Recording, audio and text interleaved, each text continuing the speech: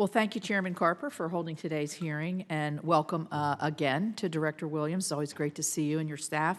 I appreciate you coming before the committee today to discuss the Fish and Wildlife budget for 2025. In previous hearings, we have discussed my frustration that the consultation process under the Endangered Species Act has delayed critical projects in West Virginia and elsewhere. And by the way, thank you for coming to West Virginia very early in your tenure. Still very appreciative of that.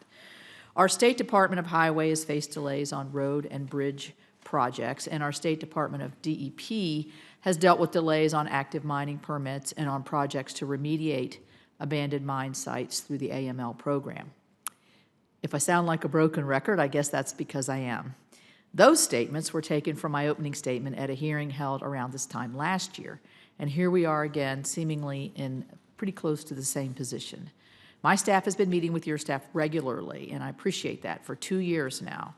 And effective communication and timeframes on consultations have only marginally improved. Currently, the field office has agreements with the West Virginia Department of Highways, the West Virginia Department of Environmental Protection, the U.S. Forest Service, and the Gas and Oil Association of West Virginia to fund staff positions, but not all of those positions have been filled. So the office's workforce is being supplemented considerably by outside groups, and that was some of the substance of our conversation 2 years ago. State agencies in West Virginia continue to be bogged down by a back and forth with the field office on details, which at times concern issues beyond the jurisdiction or expertise of your agency, in some cases requiring project details on mines that date back to the 1950s. In May, the West Virginia Coal Association issued a notice of intent to sue the service for violating the 2020 biological opinion for the Office of Surface Mining Regulation and Enforcement Surface Mining Control and Reclamation Projects. That's a mouthful there. The 2020 biological opinion establishes a programmatic approach to consultation on OSMRE projects and outlines coordination and elevation procedures to expedite reviews and effectively resolve disputes. According to West Virginia's notice to intent to sue, the field office has been blatantly disregarding this biological opinion.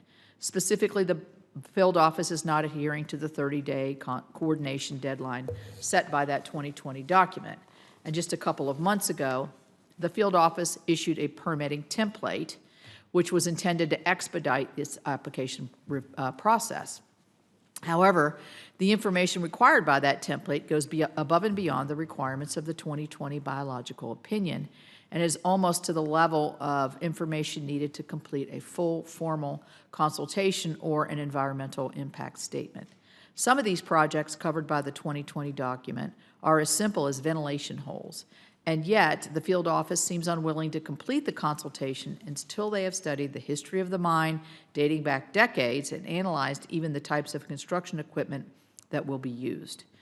West Virginia DEP is having to elevate some of these consultations as emergent just to keep the mines in the states operating.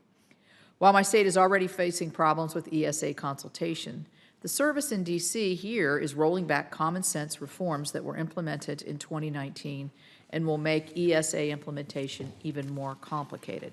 Specifically, the service reinstated the blanket 4D rule, which effectively treats all threatened species as endangered. The service will no longer consider economic impacts when making species listing decisions. The service removed language in its Section 7 interagency coordination process that limits reviews to, quote, activities that are reasonably certain to occur, end quote, which allows field offices to assess activities that are well beyond the scope of a proposed project. And the service rescinded the definition of habitat in determining critical habitat designations. So I'm a co-sponsor of Congressional Review Act resolutions led by Senator Lummis, Ricketts, and Sullivan to overrule these 3 regulatory actions by the service. I appreciate a lot the dialogue that we've had between our staff and yours over the past couple of years. But we're at another crossroads again, and I look forward to learning from you what solutions we can use together to address these endless paperwork exercises and delays. So with that, I'll yield back. Great.